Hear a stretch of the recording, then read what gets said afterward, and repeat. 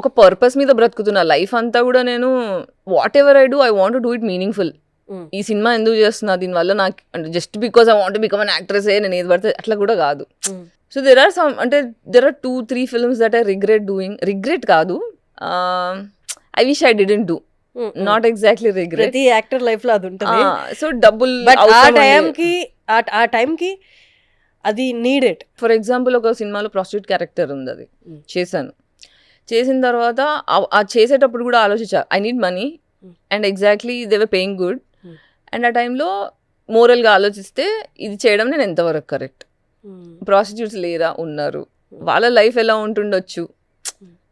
So being an actor, what if I live in these kind of shoes? I don't have to do that shit, but at least if I feel like I am this, what if ani అంటే I don't have to do this kind of prostitute role అంటే కరీనా కపూర్ చేసింది. exactly Kareena Kapoor Khan చేయాల్సిన అవసరం అండి లేని డబ్బా. why did she do? exactly. So అదొక experiments కింద చేసినాము.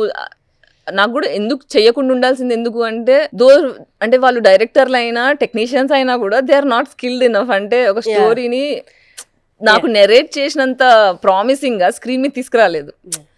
అది బాధ, కానీ I don't regret the characters. అట్లా